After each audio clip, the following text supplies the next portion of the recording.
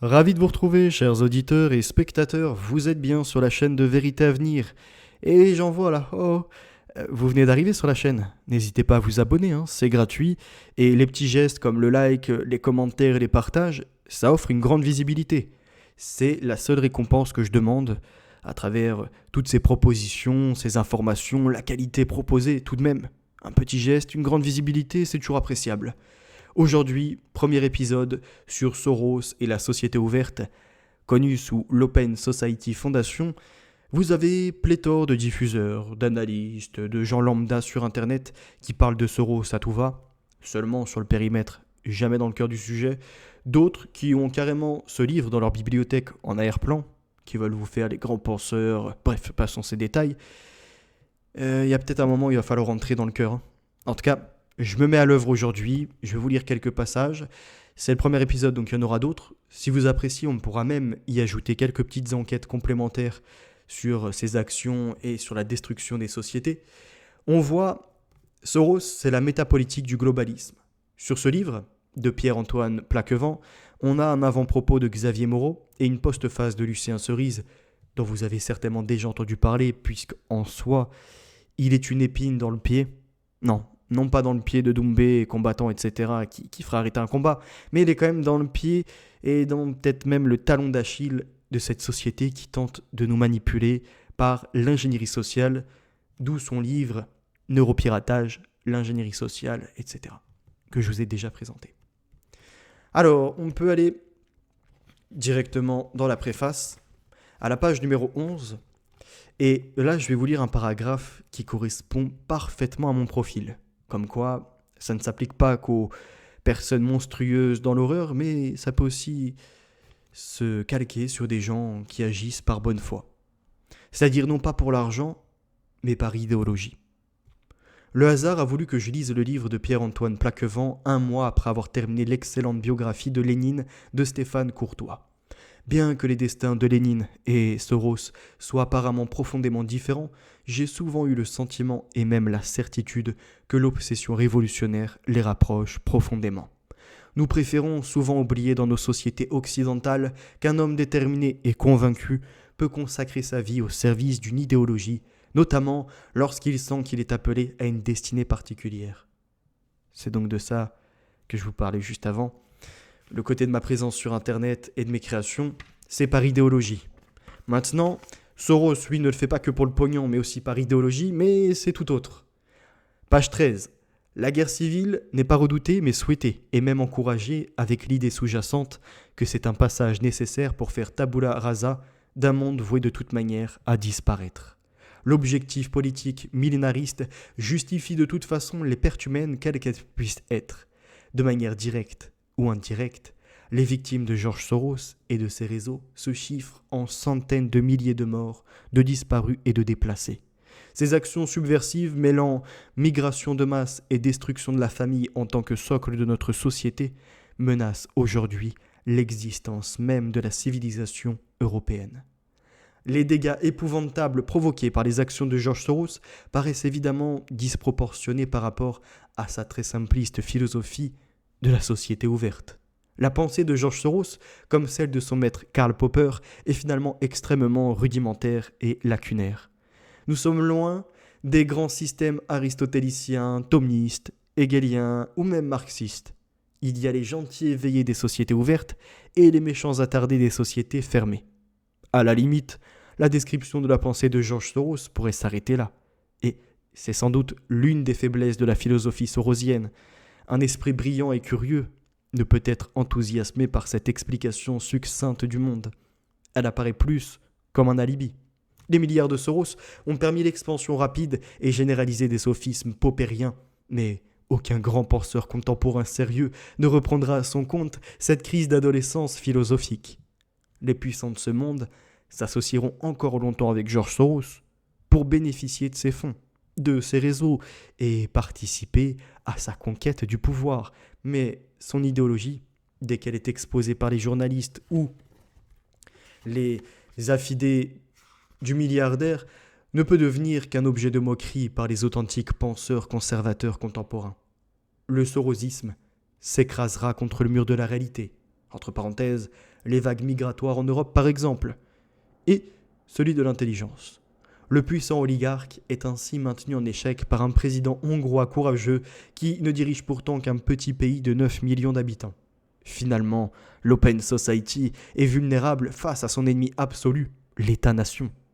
Elle développe la division au sein des sociétés qu'elle souhaitait détruire. Mais c'est bien de divisions armées dont elle aurait besoin pour prendre Budapest ou Moscou.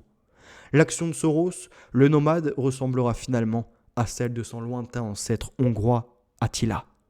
Là où il est passé, rien ne repoussera qui puisse le satisfaire. Soit les nations européennes auront sauvé leur peuple et restauré leurs frontières, soit elles auront été dévastées par les Huns. Si la civilisation européenne chrétienne disparaît, engloutie sous les vagues de migrants à la démographie galopante, il ne restera sur notre continent que des populations et un monde totalement indifférent aux affirmations arbitraires et simplistes de Karl Popper et de son disciple milliardaire George Soros. En ce sens, l'étude menée par Pierre-Antoine Plaquevent dépasse la seule exposition des menées subversives de George Soros et de ses réseaux. Par l'exploration philosophique et historique des racines profondes du projet globaliste, son livre pose les fondations d'une pensée paléoconservatrice française contemporaine. Un ouvrage qui fera date, Xavier Moreau. On va maintenant passer donc l'avant-propos de Lucien Cerise et se rendre dans la note de l'auteur, page 18. Parmi la masse d'informations qui circulent sur George Soros et ses réseaux, une approche sélective et critique s'impose. De trop nombreux articles ou brèves à sensation se succèdent ainsi sur la toile sans que leurs sources ne soient toujours vérifiées ou vérifiables. Notre époque numérique est le moment d'une formidable accélération du flux médiatique. Chaque jour, l'esprit humain est comme compressé par la trop grande masse d'informations qu'il croise sur les réseaux sociaux et dans les médias de tout type. D'une certaine manière, nous sommes à la fois surstimulés, mais sous-informés. Sous-informés car ce flux tendu médiatique ne génère pas forcément une bonne compréhension des événements, faute de mise en perspective et de profondeur dans le temps. Pour pallier cette problématique, qui est celle de la dictature de l'instant et du temps présent, nous avons donc tenté de mettre en relief certains aspects significatifs de la vie et de l'action de George Soros et de ses fondations dans la période contemporaine. Nous avons aussi effectué un détour par la pensée de Karl Popper, penseur dont George Soros se réclame et qui a joué un rôle central dans sa vision du monde sociopolitique et philosophique. La notion de société ouverte, empruntée à Popper, constitue en effet l'idée force principale de l'action et de la pensée de George Soros. Enfin, nous avons relié l'ensemble de notre étude aux thématiques de l'ingénierie sociale profonde, de la cybernétique et du contrôle psychosocial des foules. Un courant de pensée et une praxis politique qui parcourt l'histoire contemporaine et qui éclaire, selon nous, l'activisme et les idées de George Soros. Alors on va se rendre à la page numéro 22, dans les éléments de biographie, où Soros nous parle un peu de sa famille, notamment de son père, Tivadar Theodor Schwartz, et de sa mère. D'après George Soros, son père, Tivadar Theodor Schwartz, 1893-1968, était un avocat qui avait choisi de profiter de la vie en ne travaillant que 2 heures par jour suite au traumatisme de la Première Guerre mondiale. Il avait effectivement passé 3 années de sa vie, entre 1917 et 1920, à errer en Sibérie après s'être échappé d'un camp de prisonniers dans la Russie bolchevique avec un groupe d'évadés. Une expérience qui marquera à vie Tivadar et qui fut sûrement pour beaucoup dans la perception du communisme par George Soros, l'enfant. Personnalité originale et habile, Tivadar Schwartz allait profondément marquer son fils. Il lui apprit les bases de la survie ainsi que les tactiques à adopter en temps de trouble. Notamment l'idée que durant une période révolutionnaire, tout devient possible et que dès lors, la règle de base de la survie devient de savoir identifier le moment où il ne faut plus respecter les règles afin de s'en sortir vivant. Tivadar Schwartz était aussi un espérantophone, c'est-à-dire l'un des rares locuteurs de ce projet d'une langue universelle sans frontières, l'espéranto. Petite pause. Insertion complémentaire. Vous savez, sur mon ancienne chaîne, j'ai fait une petite enquête, petite recherche internet, etc., sur ceux qui se déclaraient du mouvement des citoyens du monde, où ils avaient créé toute une carte d'identité, une appartenance, et dedans on avait retrouvé des personnages assez importants. Et quelle langue était promotionnée pour ça ? l'espéranto, langue universelle. Et on voit que le père de Soros était de ces mouvements-là, de l'espéranto, de l'idée qu'il n'y a pas de frontières, et son fils lui-même reprend les concepts avec cette société ouverte où tout le monde appartient à tout le monde, si je puis dire. La planète est une sorte de bateau avec seulement des hublots, pour envoyer à l'image qui était annoncée par un autre analyste. C'est en 1936, face à la montée du national-socialisme, que Tivadar décide de changer son nom de famille en Soros, mot qui signifie « monter en flèche vers l'avenir en espéranto ». L'utopie cosmopolite de George Soros trouve probablement certaines de ses racines les plus profondes dans son héritage familial. De même qu'une certaine défiance envers le communautarisme juif qui lui vient probablement de sa propre mère, dont il a pu dire, je cite, « Ma mère était antisémite et honteuse d'être juive. Étant donné la culture dans laquelle nous vivions, être juif était une stigmatisation, un désavantage, un handicap. Dès lors, il y avait toujours le désir de transcender cette appartenance, de lui échapper. » Fin de citation. Ça, j'ai l'impression que c'est comme si certaines communautés voulaient une revanche. Comme elles ont subi une sorte d'humiliation, je pense aux rues des Juifs dont on avait parlé, même la famille Rothschild qui était dans ces ghettos-là, je me dis peut-être que certaines familles qui sont devenues très riches aujourd'hui, qui ont de l'influence par les fondations, les associations et tout ce qui existe aux alentours, veulent péricliter nos sociétés par esprit de vengeance. De dire, vous voyez, fut une époque, on nous couvrait de honte d'être, par exemple, juifs, ou pour d'autres, d'être noirs, etc. Aujourd'hui, on prend notre revanche. C'est vous qui allez être couverts de honte, et on va vous faire porter tous les mots du passé, MAUX. Et j'entends par là ce qui est enseigné dans l'éducation nationale. Le fait de toujours dire que seuls les colons blancs, européens ou occidentaux ont été les méchants de l'histoire. Qui participe à ce mouvement-là, à cette idéologie, à ce poison instigué dans la société où il n'y aurait que les blancs, que les occidentaux coupables de tout. J'ai comme l'impression que c'est toujours les socialistes. Même si Soros en fait un peu la critique en soi, sa société ouverte et l'idée du socialisme dans son entièreté. Donc là, on va avancer un peu. Page 28. Que je reprenne juste un peu avant. Donc là, on a page 27-28. C'est aussi là que se renforcera son envie de pouvoir lui-même conceptualiser cette vision et d'être ainsi reconnu comme théoricien et philosophe. Je cite. « L'une de mes lectures de cette époque était La Société ouverte et ses ennemis de Karl Popper. Ce livre était pour moi une révélation. L'auteur affirmait que les idéologies nazies et communistes ont en commun de prétendre posséder la vérité ultime. Celle-ci étant hors de portée de l'homme, elle se fondait nécessairement sur l'interprétation biaisée et déformée de la réalité. Elle ne pouvait donc être imposée à la société que par les méthodes répressives. Popper proposait un autre mode d'organisation sociale fondé sur la reconnaissance du fait que la vérité ultime étant hors de notre portée, nous avons besoin d'institutions permettant à des gens ayant des opinions et des intérêts différents de vivre en paix. Il appelait cela la société ouverte. Comme je venais de vivre les occupations allemandes et soviétiques, je suis devenu un fervent partisan de cet idéal. » Donc c'est Soros qui déclare tout ça, qu'il est partisan de cette société ouverte, puisqu'il a vu que les bourreaux, ou en tout cas les... comment on pourrait appeler ça encore ? Pas les technocrates, parce qu'ils ne primaient pas la technique sur l'humain, mais plutôt les tyrans qui étaient en place dans leur dictature, donc les dictateurs, imposaient une idéologie. Donc là, il prend l'idéologie nazie ou l'idéologie communiste. Et lui, il veut mélanger tout ça.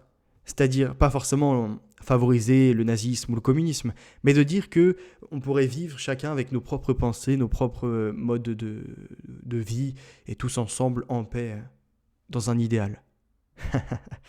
On sait très bien comment ça se déroule. Quand vous importez des barbares, des sauvages, malheureusement, la société ne fera que se tirer vers le bas avec l'imposition du plus fort. Donc, qu'est-ce qu'il faut mettre après en place ? Un État qui est encore plus fort que tout ça, mais qui, quelque part, est dans son idéologie aussi. Donc, on retourne dans ces modèles, le serpent qui se mord la queue, la dictature, etc. Durant son séjour londonien, une autre expérience de vie est intéressante à noter dans son rapport ambivalent avec sa communauté d'origine. Il explique effectivement dans la partie biographique de son livre Opening Soviet System, 1990, qu'en tant qu'étudiant précaire à Londres, il dut demander une aide financière auprès d'un fonds de solidarité juif londonien. Aide qui lui fut refusée, sous prétexte que ce fonds n'aidait pas les étudiants, mais seulement les travailleurs. Comme il exerçait à cette période toutes sortes de métiers de subsistance, George Soros se cassa la jambe sur une voie ferrée. Il eut alors l'idée de retourner voir ce fonds privé et de lui demander à nouveau une aide, mais cette fois-ci au prétexte que son patron ne l'avait pas déclaré auprès de l'aide sociale, le laissant alors sans ressources, ce qui était faux. Il pourrait alors cumuler l'assistance sociale et l'aide du fonds privé. Il commente lui-même rudement cet épisode et nous dit « Je décidai alors que ce serait l'occasion de soutirer de l'argent à ces saligots. » Fin de citation. C'est étrange. Ça ne nous rappelle pas le modèle actuel de la société française, entre autres, où on a des associations qui prennent des subventions, qui favorisent en fait ces gens qui viennent à déclarer des fausses choses pour toucher plus d'aide sociale, pour détourner l'argent public, pour faire un mélange, vous voyez, de ressources. Alors, c'est exactement ce qu'on observe. À nouveau, hein, on a l'impression que c'est limite Soros qui, vous voyez, a offert en tout cas un calque de son système, de son côté de frauder, de détourner de l'argent, d'importer des gens qui n'ont aucun respect pour le national, donc pour la patrie même. C'est incroyable. On va maintenant se rendre à la page 32-33. Et ce que je voulais également dire par rapport à ça, c'est le côté, vous savez, de ce qu'on a lu juste avant, personne ne détient la vérité. Ah bon ? Il n'y a pas une vérité, genre il y en a plusieurs comme ça aujourd'hui qui existent. Non. T'as la vérité, t'as les mensonges. T'as un fait qui est vérifiable, 1 plus 1 par exemple égale 2, et t'as ceux qui vont te dire 1 plus 1 égale ce que tu veux. Bon, ils vont te tromper. Après, tu vas avoir ceux qui vont te dire 1 plus 1 égale X, vous voyez ou pas, qui veulent juste modifier la forme pour dire qu'on peut vivre dans différentes pensées. Enfin, passons ce détail. Là, page 32-33, il parle des hedge funds. L'arme des hedge funds est l'hyperclasse globaliste. Rappelons au passage le principe des hedge funds, appelés aussi fonds de couverture ou fonds spéculatifs. Dans un dossier consacré à George Soros, la lettre d'information Century News détaillait en 2016 la fonction des hedge funds en tant qu'outil spéculatif de haut niveau. Je cite. Les hedge funds sont des véhicules d'investissement actifs qui ne se contentent pas de parier sur des performances économiques qui leur échappent, capables de réaliser des bénéfices décorrélés des performances de l'économie réelle. En synthèse, ce sont des instruments utilisés par les plus hauts dirigeants du secteur bancaire international et actionnaires de la Fed et de la Citi, le plus souvent à partir de paradis fiscaux pour agir sur l'économie réelle, et notamment les monnaies, hors des cadres réglementaires imposés aux fonds d'investissement et placements classiques. Je mets une parenthèse, et je rappelle, comment il s'appelle, celui qui a misé là sur la spéculation de la crise des subprimes en 2008. Oh, je l'avais à l'instant, il vient de m'échapper. Et il avait à nouveau, en 2017-2018, spéculé contre l'Europe. Diallo, quelque chose comme ça. Je n'ai plus forcément son nom en tête, c'est pas grave. Mais à nouveau, on voit les personnages qui misent, c'est des millions de dollars qui apparaissent d'un coup, qui font fluctuer les marchés, qui créent des paniques. Et ça vient justement de ces fonds d'investissement. Les hedge funds profiteront de la fin de taux de change fixés liés à l'abandon des étalons monétaires qui déstabiliseront les monnaies nationales à partir du 15 août 1971, date à laquelle le président Richard Nixon change complètement la donne du système monétaire international en annonçant la fin de la convertibilité du dollar en or et de ce fait la fin des accords de Bretton Woods. Les cours des monnaies nationales deviendront progressivement instables, n'étant plus adossés à des stocks de valeur, réserves d'or par exemple, et subiront désormais la spéculation. Les obligations progressives faites aux États d'emprunteurs sur les marchés, loi Pompidou-Giscard en France en 1973, est d'augmenter leur masse monétaire et leur dette sous la pression des marchés, par ailleurs prêteurs et acteurs des taux de change, pèseront désormais très lourd dans les décisions politiques. Les hedge funds seront l'instrument du système financier international pour augmenter la production monétaire, la dette des États et le montant des intérêts de ces États à leurs débiteurs. Ils accentueront l'emprise des cours bancaires sur le monde politique et ses décisions. Fin de citation. Je voulais juste ajouter en plus sur ces parties-là, donc 1971, on n'est plus sur l'étalon dollar-or. Et sur toutes les autres monnaies, quand on n'a plus l'étalon franc-or, marque-or, Est-ce que vous voulez encore? À partir de là, eh ben en effet, c'est ouvert aux spéculations et ça va amener après à la pensée en 1992 de ce que va nous faire Soros, c'est-à-dire son action soi-disant contre la Banque d'Angleterre, où il va miser 10 milliards, il me semble même un peu plus, et en emporter 1 milliard de bénéfices en une seule journée, pour montrer, et il fera la même chose après avec la lire italienne, avec le franc donc pour les Français, avec le mark également pour les Allemands, pour dire qu'en fait, il faut une union solide. Donc, une nouvelle unité d'échange. Et c'est là où on va basculer sur non plus le système monétaire européen, mais sur l'euro. C'est en partie avec Soros, ses actions de spéculation et bien d'autres encore. Vu que l'argent n'est plus adossé sur l'or, chacun peut du jour au lendemain faire, du moment qu'il a la masse nécessaire, faire fluctuer les marchés et créer des paniques et tout ce qui s'ensuit. Grâce au fonds Quantrum. Donc avant d'être Quantrum, hein, il existe sous d'autres noms dont je vous ai passé les passages qui étaient avant. George Soros mènera des attaques spéculatives d'envergure pendant toute sa carrière, comme en 1992 contre la livre sterling. Je cite, « C'est ce trade de 10 milliards de livres qui a provoqué la sortie de la Banque d'Angleterre du système monétaire européen, SME, donc système monétaire européen. La chute de la devise britannique lui aurait ainsi fait gagner 1 milliard de dollars en une journée sur un bénéfice total de 2 milliards de dollars. » Fin de citation. Tout au long des années 80 et 90, ces attaques financières ciblées contre les marchés financiers du monde entier déstabiliseront rudement les économies nationales et internationales. Je cite, « Une bonne partie des activités de trading de Soros se sont déroulées sur le marché des devises étrangères, le Forex. Certains critiques lui reprochent d'avoir déclenché la crise financière asiatique de 1997 à 1998 avec un énorme trade short contre le baht thaïlandais. Donc la monnaie thaïlandaise, c'est le baht, et trade short, c'est comment dirais-je, une action financière vraiment très très courte, presque éphémère, mais qui vient tout faire fluctuer. Attaques, au pluriel, qui finiront par toucher aussi les sociétés françaises. Je cite, « En 1988, le fonds d'investissement de George Soros a fait l'acquisition d'actions de 4 sociétés françaises récemment privatisées, dont la Société Générale, pour 50 millions de dollars. La revente d'une partie des titres quelques jours plus tard lui a permis d'empocher 2,3 millions de dollars.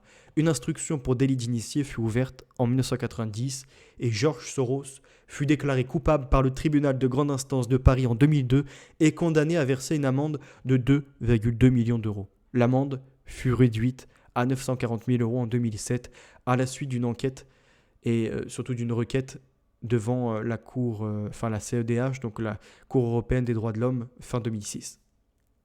Donc après, on en a d'autres, hein. Des spéculations. Pour son fonds Quantrum, on nous dit qu'il est enregistré dans des entités offshore britanniques et néerlandaises et aucun Américain n'est autorisé à y être un investisseur car Soros a peur de tout examen trop minutieux des agences gouvernementales américaines. Il a aussi besoin du secret britannique pour fonctionner comme l'une des torpilles impériales britanniques contre les États-nations. Alors après, on va aller un peu plus loin. Page 36. Donc, ils vont entrer plus en détail sur d'autres éléments, notamment avec Rothschild. George Carl West commencera sa carrière comme journaliste économique à Paris en 1946 avant de rejoindre le groupe Rothschild en tant que trader de matières premières en 1956. Il effectuera la suite de sa carrière à la banque privée Edmond de Rothschild à Genève. À sa retraite, il continuera à gérer ses affaires depuis les Bahamas, lieu plus sûr pour ce type d'activité. La revue interne de la banque privée Edmond de Rothschild le décrivait ainsi peu après son décès. Je cite. « Il y a quelques semaines, disparaissait Georges Colomb Carl West, à l'âge de 84 ans. Français, haute figure de la finance, bras droit de feu, le baron Edmond de Rothschild. Il fut l'un des patrons de la banque privée Edmond de Rothschild à Genève pendant plusieurs dizaines d'années.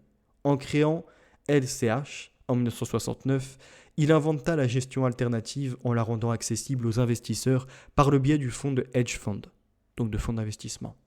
Si depuis 20 ans existait déjà le concept des hedge funds inventé en 1949 par A.W. Jones, ce n'est qu'avec Carl West qu'est née l'idée d'allouer entre plusieurs hedge fund managers les actifs d'un fonds et par là de transformer le dit fonds en une classe d'actifs spécifique. Un demi-siècle après, en dépit des aléas des marchés, les fonds des hedge funds ont été, sont et demeureront une allocation incontournable de tout portefeuille d'actifs financiers. Fin de citation. Alors je vais vous emmener un peu plus loin après. Là après, il nous explique les affaires qui sont menées avec les Rothschild, etc. Je passe ces détails. Et on a dit page 39. 38-39. La banque Rothschild est également au cœur du commerce mondial de l'or. Elle fait partie de quelques banques qui déterminent le cours de l'or. Je cite. La banque Rothschild & Sons est la principale du groupe des 5 banques commerciales d'or les plus influentes pour le London Gold Fix qui détermine le cours de l'or 2 fois par jour depuis Londres. Fin de citation. Je rajoute un petit élément. Regardez le cours de l'or au kilo entre les années 2000 et 2024. Dans les années 2000, on est à peu près, je vous dis approximativement, entre 8 000 et 10 000 euros le kilo. En 2024, on avoisine les 64 000 euros le kilo, ou 64 000 dollars. Ce qui signifie qu'il y a un moment ou un autre, il va y avoir une chute. Et quand l'or va chuter, qui est considéré comme une sorte de réserve, comme la sécurité entre guillemets des investissements, tout le reste va suivre. Là, si les Rothschild se sont retirés, notamment du marché boursier, ce n'est pas pour rien. Ils ont retiré une partie de leur présence sur le marché, c'est que derrière, ils sont alertés. Ou en tout cas, ils sont avisés des projets qui vont advenir. Rappelons également qu'on va être dans une période assez difficile puisqu'on va basculer sur la dématérialisation de la monnaie. C'est-à-dire qu'on va être sur de la monnaie numérique par la crypto et plus précisément par la blockchain, donc les chaînes en bloc. Et ça, la Banque Centrale Européenne travaille dessus. La Banque de France également, en collaboration avec la BCE. Préparez-vous. Ils veulent faire sauter les caches au nom, au passage, de la lutte contre la criminalité, contre l'islamisme, les dangers terroristes, contre encore les gens qui font comme ça du blanchiment d'argent et compagnie. Alors qu'on nous dit quand même que les lieux de blanchiment d'argent sont principalement dans ces hedge funds. Voyez-vous. Donc continuons sur cette partie. Au niveau du prix de l'or, il me semble que j'avais noté d'autres choses. Beaucoup de gens l'ignorent, mais le prix de l'or est fixé à Londres 2 fois par jour par un rituel quotidien, le fixing de Londres. Je cite, « Chaque jour, à 10h30 et à 15h, 5 grandes banques se réunissent pour déterminer le cours de l'or en utilisant une méthode qui n'a quasiment pas été modifiée depuis 1919. Le fixing est très rapide, en 15 minutes. Les banques ont décidé du prix idéal, qui est ajusté de façon à ce que la différence entre les ordres de vente et les ordres d'achat soit la plus proche possible de zéro. » Fin de citation. Cette pratique avait été instituée en 1919 afin d'affirmer la primauté londonienne dans le système financier international issu des ruines de la Première Guerre mondiale. L'Allemagne, vaincue et la Russie ravagée par la révolution bolchevique, l'empire marchand anglais affirmait ainsi sa présence financière sur le monde. Ce fixing, qui avait longtemps lieu au sein des locaux londoniens de la banque Rothschild & Sons, se déroule de nos jours par téléconférence. Alors, je vais lire la suite. Je tiens à rappeler également que l'action dont on a parlé de 1992, dont on va revenir dessus de toute façon, des 10 milliards de Soros contre la Banque d'Angleterre, ça rappelle également les spéculations de Nathan de Rothschild contre la Banque d'Angleterre à l'époque. Pareil, toujours sur les titres boursiers, créer de la panique, les mettre à la baisse, en fait tout racheter à la suite de ça et faire une explosion de bénéfices au point même de prêter après de l'argent aux banques ou même carrément à l'Angleterre avec un taux d'intérêt, donc de l'usure. Sur des spéculations tout de même. Nathan de Rothschild, c'était sur Waterloo. Là, on voit Soros, lui, c'est sur une panique qui a été créée avec d'autres pour miser à la baisse. Vendez, vendez, vendez au maximum, ça va se dévaluer, racheter au plus bas, pouf, ça y est, ça revient à sa normale et les gens ont paniqué, on continue à vendre et tu le rachètes. Et à un moment, ils vont te reprendre ce qu'ils t'avaient légué, si je puis dire, ou en tout cas, ce qu'ils t'avaient vendu. C'est les techniques commerciales. Et c'est même pire que ça. Le marché actuel, pour vraiment s'y intéresser, ouais, il faut vraiment des notions d'économie. À mon niveau, je pense que je peux vous partager et je vais faire des contenus sur ça. Mais si vous êtes intéressé, il faudra aller consulter d'autres spécialistes. Et pas que du Mark Twatty ou ce genre de choses. Plus loin encore. Revenons à cette page numéro 39. Donc on a vu une pratique qui a été instituée en 1919. Si je voulais y ajouter autre chose. Sur le marché international, au niveau de la bourse, donc vous avez des ordres d'achat et de vente qui sont effectués donc qui sont faits par satellite. Et de ce qui m'avait été expliqué, comme le Japon et la Russie, entre autres, n'ont pas signé l'accord de paix à la fin de la Seconde Guerre mondiale, eh ben, ils avaient un temps de latence, c'est-à-dire qu'ils n'avaient pas la priorité. Il faudrait que je revienne sur ça pour vous expliquer avec des images, ça sera plus parlant.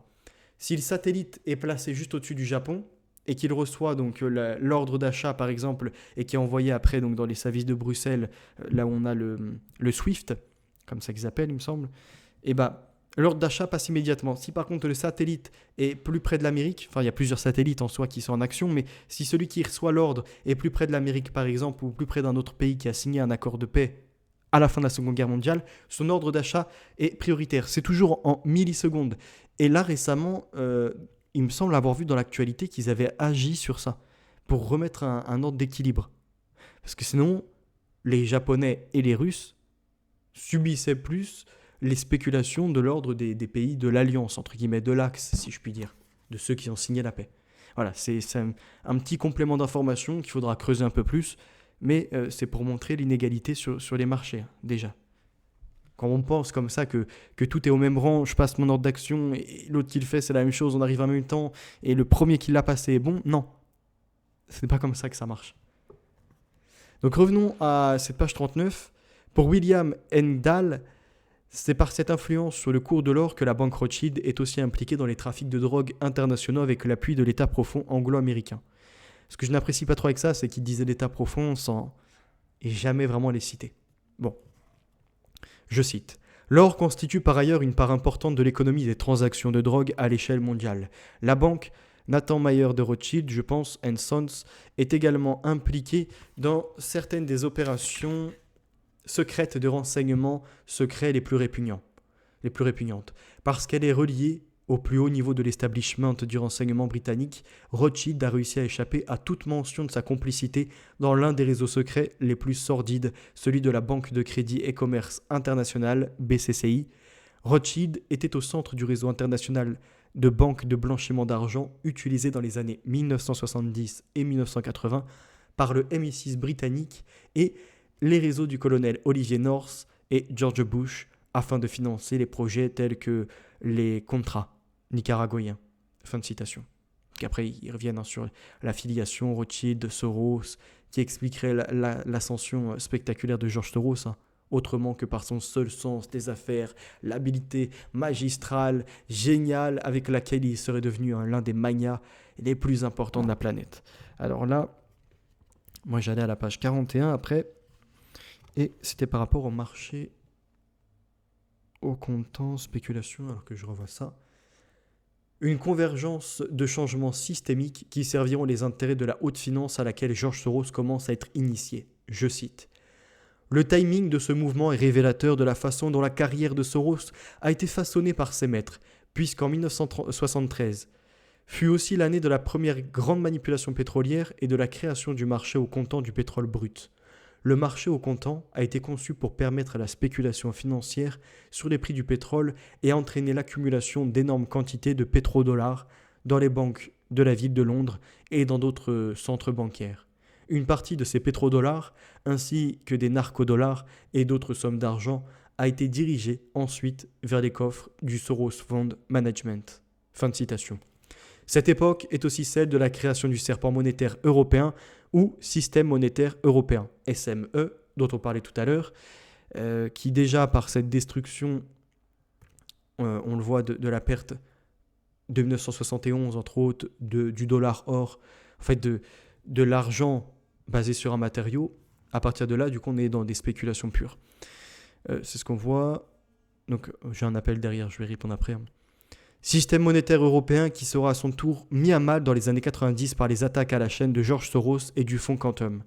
Dans la liste des liens financiers internationaux que recouvre le Quantum Fund, la filiation israélienne a aussi été évoquée en son temps par le journaliste Michel Blanza dans la revue Balkan Info en décembre 2002. Je le cite. L'un des associés de Quantum fut le milliardaire israélien Shaul Eisenberg, grand commerçant avec la Chine, dont les activités multiformes comprenaient le trafic d'armes et qui fut accusé de blanchir l'argent de la drogue pour le compte des triades chinoises. En Bulgarie, Shaul Eisenberg, vénard en affaires, obtint, avant de décéder en 1997, la flotte de la société Pêche Océanique pour 12 millions de dollars, malgré, écoutez bien, une estimation de 120 millions de dollars. Le ministre responsable des privatisations était un certain Alexandre Boshkov, ancien membre de l'OSF de Sofia. Enregistré dans les Antilles néerlandaises, autant pour éviter les impôts que pour ne pas révéler le nom de ses sociétaires, Quantum, le hedge fund new-yorkais, est en fait basé à Curaçao. Les directeurs du fonds Quantum sont britanniques, suisses et italiens, tous liés aux grandes banques d'affaires comme l'Union des banques privées en Suisse ou les différents établissements Rothschild, nom qui semble essentiel dans la carrière du petit immigrant arrivé sans le sou. Il se trouve aussi que ces Antilles néerlandaises sont désignées depuis des années par l'OCDE comme l'un des principaux centres de blanchiment des narcotrafiquants d'Amérique latine. Fin de citation. Qu'après, je vais vous emmener à la page 44. Et je vais vous garder de toute façon bien des surprises pour la suite, parce qu'on a encore devant nous quelques centaines de pages, un peu plus de 200 pages. 44, j'avais mis Méridinois. Ok. Donc on va faire fin de 43 à 44. Soros, qui avait observé attentivement les tendances politiques et économiques en Europe, prédit que Londres augmenterait ses taux d'intérêt afin de défendre la livre, mais qu'elle finirait par être dévaluée. Il appelle en renfort certaines des plus grandes banques américaines dans la préparation de cette opération d'ampleur. La curée se prépare. Je cite. À la fin du premier semestre 1992, il bâtit une stratégie d'investissement. Elle repose sur une ligne de crédit de 15 milliards de dollars que Quantum se voit accorder en contrepartie d'une garantie de 1 milliard de dollars. C'est ce que l'on appelle un effet de levier. Alors, je mets une pause pour ceux qui n'ont pas compris. Il se voit accorder sur le marché une enveloppe de 15 milliards pour miser à la baisse, mais pour obtenir cette enveloppe, il n'a besoin que d'investir 1 milliard. Ça s'appelle l'effet de levier. C'est si le marché fluctue rapidement, tu perds tout. Tu as mis pareil une date d'échéance, tu peux tout perdre, mais par contre, on t'autorise à obtenir plus que ce que tu n'as. Donc là, pour 1 milliard, il en obtient 15 milliards. Si son opération réussit, à ce moment-là, les sommes qui seront en tout cas accumulées, qui seront, perçues, se feront pas sur la base de son milliard investi, mais de ses 15 milliards de spéculation. Je ne sais pas si je suis clair, c'est assez complexe à expliquer sans visuel. Il rallie aussi à sa cause d'autres fonds d'investissement, Caxton Corp, Jones Investment, et des grandes banques américaines, JP Morgan, Chase Manhattan, Bank of America, les persuadant que la livre sortirait bientôt du système monétaire européen. Fin de citation. Une attaque ciblée et un coup de maître qui affecteront l'économie britannique mais aussi l'équilibre monétaire européen tout entier. Je cite. Écoutez bien. Le 16 septembre 1992, une journée surnommée The Black Wednesday. Wednesday, plutôt le mercredi noir, je vous avoue. Moi et l'anglais, pourtant c'est le basique. Bon, passons. George Soros passe à l'attaque. Sur le marché des devises, il vend à terme 10 milliards de livres et achète l'équivalent de 6 milliards de dollars en marks et de 500 millions de dollars en francs. À la bourse de Londres, il se porte acquéreur de 500 millions de dollars d'actions britanniques, pariant sur leur hausse en cas de dévaluation de la livre. Parallèlement, il prend des positions vendeuses sur les marchés parisiens et allemands, anticipant leur baisse en cas de sortie de la livre du système monétaire européen. Enfin, sur les marchés de taux d'intérêt français et allemands, il prend des positions inverses. Les actions et les taux d'intérêt évoluent toujours en sens inverse. Face à cette attaque aussi brutale qu'imprévue, la Banque d'Angleterre réagit en puisant 50 milliards de livres dans ses réserves. Mais à 19h ce jour-là, Normand Lamont, le chancelier de l'échiquier, finance, annonce une baisse de taux d'intérêt et surtout la sortie de la livre du système monétaire européen. Les autorités financières n'ont rien pu faire face au marché financier. En quelques heures, la livre perd 15% de sa valeur, tandis que le franc et le mark s'apprécient de 7%. Au premier semestre 1992, des achats de marks qui offrent une meilleure rémunération sont effectués au détriment des devises européennes et du dollar. En octobre 1991, il fallait 1,70 marks pour obtenir $1. En juillet 1992, il n'en fallait plus que 1,40 pour en acheter $1. En 6 mois, le dollar perd près de 30% face aux marques. Parce que les devises sont liées au sein du système monétaire européen, les partenaires de l'Allemagne sont contraints à leur tour de relever leurs taux pour défendre les parités de change avec le risque de précipiter l'Europe dans la récession. En juin 1992, les Danois rejettent à 50% le traité de Maastricht. Pendant l'été, en France, la campagne sur la ratification du traité sur l'Union européenne voit les opposants et les partisans du texte s'affronter. John Major s'est cru dans l'obligation de défendre sa monnaie. En quelques jours, les taux d'intérêt passent de 10 à 15% pour dissuader les opérateurs de vendre des livres. Pour soutenir la devise britannique, la Banque d'Angleterre intervient aussi sur le marché des changes et achète 1 milliard de livres sterling. Progressivement, la valeur de la livre, surévaluée, ne reflète plus la réalité économique du pays. Fin de citation. Ça, je l'ai compris dans sa globalité. Après, je tenterai de vous en faire une explication avec un visuel, parce que je pense que beaucoup n'ont pas forcément cerné de quoi il est question. Ils ont compris la globalité, c'est-à-dire... Attendez 2 petites secondes. La globalité, c'est-à-dire le côté de cette spéculation, miser à la baisse, obtenir un levier, donc partir de 1 milliard pour obtenir 15 milliards, partir à la baisse, à partir de là, faire en fait une augmentation également puisque si le livre sterling part à la baisse, d'autres monnaies, elles vont prendre de la valeur. Donc là, dans cet exemple, c'est le mark et le franc. Et lui, il fait des deux côtés. À la fois, il mise à la baisse au niveau de l'Angleterre, donc du livre sterling, pour faire écrouler les trucs, remporte un jackpot. Il mise à la hausse sur les autres devises pour remporter un jackpot. Puis après, il va racheter le livre sterling à la baisse pour le refaire augmenter parce qu'il sait que de toute façon, la Banque d'Angleterre, l'Angleterre même, ne laissera pas sa monnaie nationale aller totalement à la perte. Quitte à prendre du crédit, à se mettre des intérêts sur le dos, elle ne laissera pas ça à la perte. Donc, il savait qu'ils étaient gagnants. Et c'est là où, à la suite de cet événement en 1992, dès 1993 et même après, il va être proposé l'idée d'une monnaie unique. Regardez, vous avez un problème. Nous, ce qu'on a fait, c'est que de la spéculation, etc. Ce qu'on verra dans l'épisode numéro 2, puisque là, on est à 45 minutes, ce qui est un très bon format. N'hésitez pas à me faire un retour en commentaire.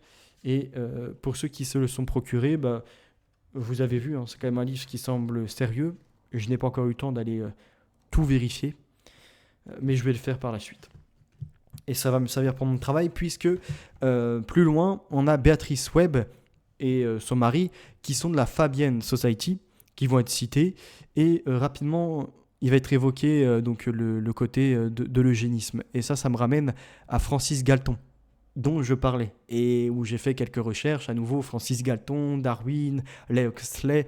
Bref, on retrouve toujours ces mêmes Britanniques qui sont à l'origine de la modification du monde dans l'idée socialiste, dans l'objectif de tout marchander et dans l'établissement de supérieurs et d'inférieurs.